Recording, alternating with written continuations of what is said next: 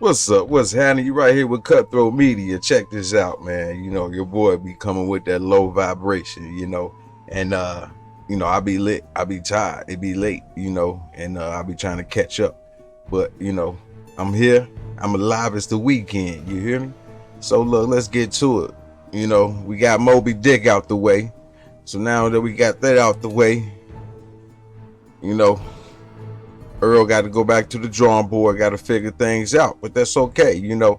Real champs go back to the drawing board. They figure things out. Sometimes they think they have it, but sometimes they don't. And then we got, you know, Derrick James. He should have handed his boy off the duck sauce, but he did.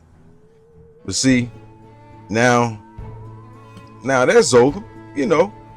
Now we can speak on this situation, how people talking about, Derrick James is his coaching abilities, and how he chose to prepare, more to say prepare his fighters for the situation.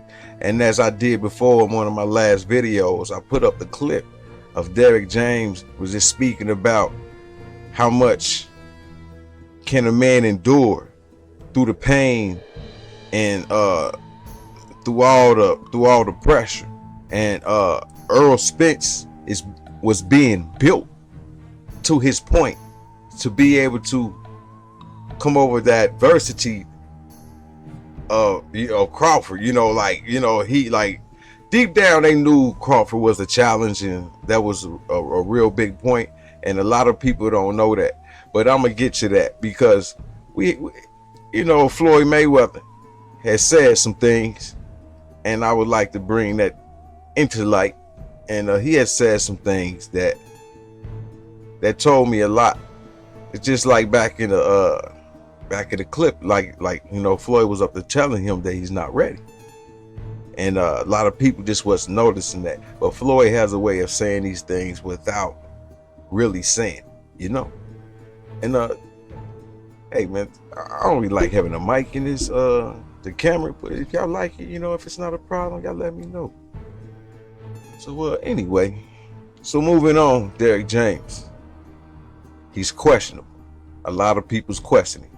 Okay, we don't hear all these questions before, this and that, but one thing that Bomac said, Earl Spence comes to saying he's not different. He's not different.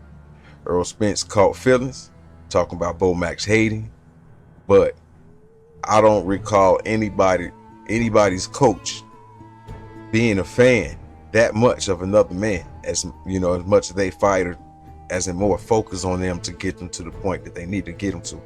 But to move on, a lot of people speaking about this Derrick James, they having a problem, and they have a lot of comments on how he prepared Earl Spence for this particular fight.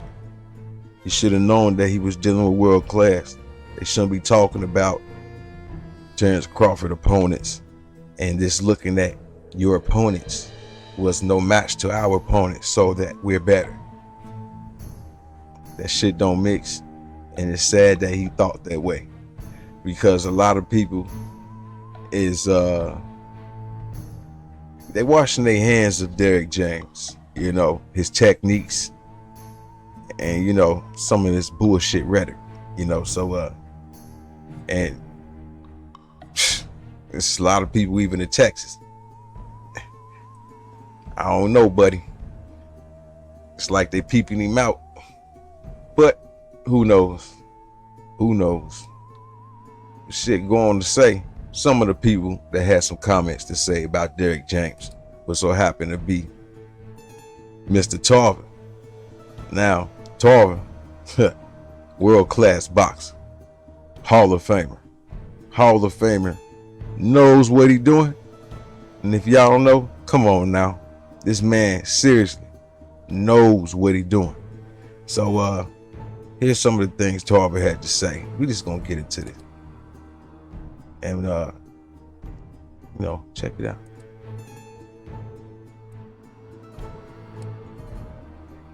I saw a fighter that's on a real elite level smart fighter, a complete fighter that knows his way around the ring. I was so impressed the way he controlled the whole fight.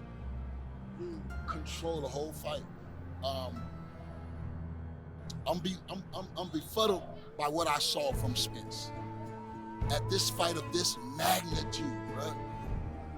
He did what he could do, didn't have no answers. It didn't seem like he had no answers defensively, or didn't have the ability to make an adjustment and do what he needed to do to stay in this fight. Now he's speaking on the part about Earl Spence not making his adjustment, as in when Crawford was coming with those jabs, Earl Spence, he just kept coming with the overhand. And he'd rush and come in with the bottom and hit and try to come with the hook. But he just kept rushing in with the overhand and going for it. And it's like, that's not working for you. If you understand, this man sees exactly what you're doing, and he understands that move, and he's perfect at counteracting that. You don't make that move knowing that you're going to get hit. If you're going to get hit, why would you continue that same move knowing that the man's faster than you? No defense. I ain't seen no defense. You couldn't get away from the jab. The jab is what beat him all night. And when he had some success, I think it was when Terence Crawford was just working on defense. You can't just always be offensive minded in a fight. You gotta let a guy throw his punches and then let him spin himself a little bit. But the way he went about this fight, the result, the domination, the knockdowns and the knockout, the stoppage, it was just a beautiful fight, a beautiful executed fight by Terence Crawford, and it didn't look like they were in the same class of fighters. Now tell me, do y'all feel that Earl Spence belong in the ring with Terence Crawford? That's the question. People talking about a rematch. Rematch this, rematch that. Do Earl Spence deserve to even be in the ring with this man? When you have a man of this status, you have to work your way to that level to even fight him. You can't even ask to even get any amount of money to even level up to this dude. Who is you? Why you feel you deserve to be in the ring with this man? And you ain't even on his level.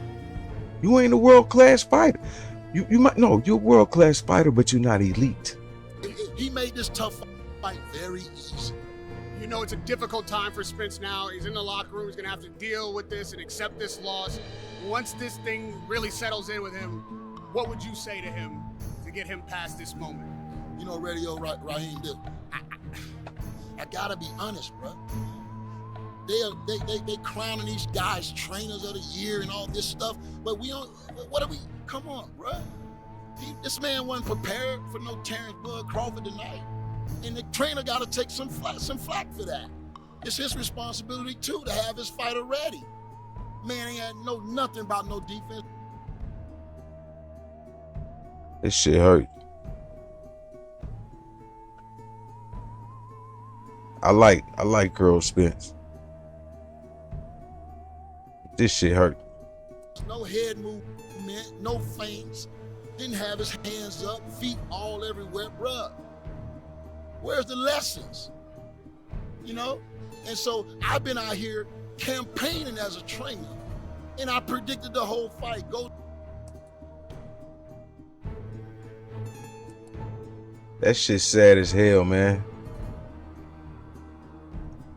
I watched. A lot of us, we went there and we enjoyed that fight. It was beautiful. But god damn, buddy, it's like that? What did you have on this man? Why did you talk about him so bad? Earl, why you talk about him so bad, man? Derrick James, why you do him like this, man? You really doubted him like that? And then you're gonna sit Earl in there?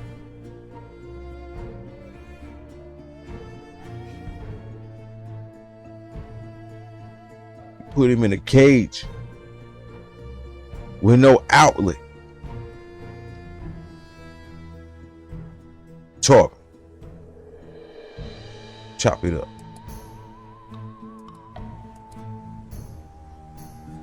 Fight Crawford Spence. It's a great fight, man. You know, Crawford did what he had to do, came out. I love the way he controlled every aspect of that fight. You know, a true dominating performance. Controlled everything. There's people try to say Earl got one round. Somebody try to say he got around. He got around it. When somebody's far ahead of you, just let it go. I remember I was young. Younger. And somebody, you know, like, it was me doing all the work one time, you know. Who was doing some things, some activities, you know, that we was into. And not boasting, but it was me doing all the work and got the victory. And then you got the ones who ain't do nothing, who was just there with you. Man, we did it. We did it. It ain't no we in this. It's really the one who put it in the work. Jermell ain't doing shit. I've been alone. That man been working, killing that shit with his team. He have a team. Besides that, he really depends on himself beyond that. Y'all see him wrap his hands. Y'all see how Crawford wrap his hand. Y'all see how Crawford wrapped them hands. But yeah, this Earl dude, man. Whew. Whew. They did, but I'm gonna tell you, that accident might have really, you know, affected Errol Spence, bro. I mean, hindsight when you look at it, because he only had 2 fights since that accident, bro. He got hurt with Ugas, and then, you know, he maybe never really fully recovered. How you gonna sit here and act like you untouchable? How you gonna act like you unbreakable? Everything back cool. I done went through all this and I'm back. You Aboriginal, bruh. Aborigines heal well.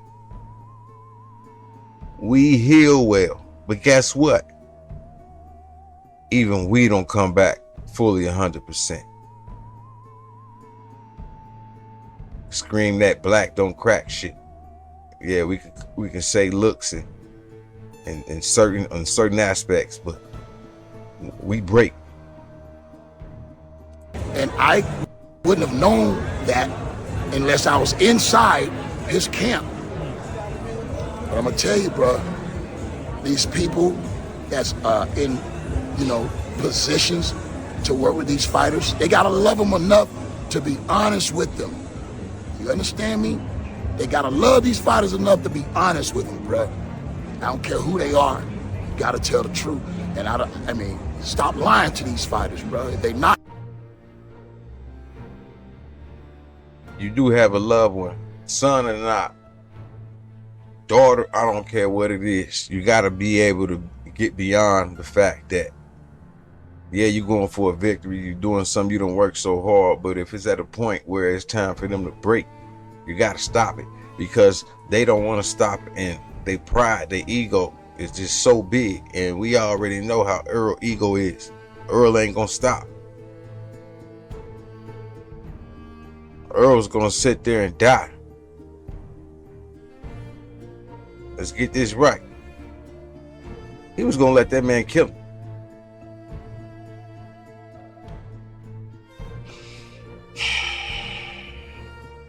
Doing it in the gym, it ain't gonna happen on fight night. That's what the gym is for. That's what training camp is for. To see how we gonna react when we put under pressure. But if you ain't applying no pressure in training camp, how you know how you gonna react? Everything just can't go smooth, easy. You know, you gotta be uncomfortable in this business, bro. And if you in training camp and your sparring is, and you beating these guys with these and you doing everything, if you're not forced to work on defense, then you got the wrong man in your camp. What do you make of Spence activating his? Derrick James talking about all of that, you know, enduring the pain and all that shit. I know you want to endure the pain, but you should be hearing shit about a motherfucker. You should be hearing shit about a motherfucker dodging some of those hits. Endure the pain. Okay. And what else? What else? Getting beat the fuck up? To the fight, how you in a position to make a decision like that? See, the blind leading the blind, bro. Unfortunately, the blind leading the blind. Is it safe to say Crawford is pound for pound best right now? Or unquestionable after that performance Facts. over a unified champion, undisputed Olympian. Yeah, because you look at that man's resume, it just keeps getting better and better and better. And I heard he want one of them. He want Charlo. Yeah, I heard he want Charlo, bruh. Bruh. Huh, bruh. He talk about he want Charlo. Crawford want Charlo. I know we already hearing that, right? We already know he want Charlo. While Charlo sitting there running his mouth about Canelo, he got bigger problems. He got bigger problems. You heard me? While he's sitting there running about Canelo, he got bigger issues. And I tell you, it ain't gonna be no game. It ain't gonna be no game. Cause Charlo time coming up. And it's his ass. Adrian Broner, he just sitting back while their career floats.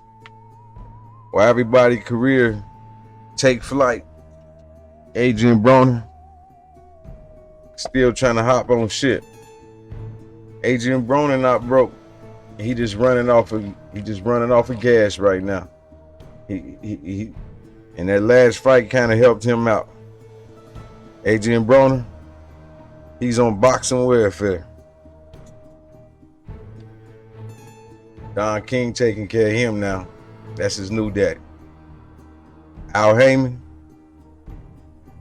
he gonna throw Jermell to Canelo, and then he gonna fuck around and might feed him to Terence Crawford. Because after that performance, Al Haymon know he's gonna make good money. Jermell, he's gonna hide out. Ain't no way he should have ducked that fight. Talking about he need more time to train. That means that he was sitting on his ass losing weight. He wasn't working out. He wasn't training. He wasn't doing anything. When you get lazy and comfortable, that's when everything falls apart. And Canelo, he just enjoying life. No matter what he take, drugs, it don't matter what he do.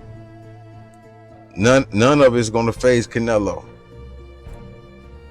Because one thing about boxing was selling, and definitely with WBC and the Boxing Commission, Canelo stepped in.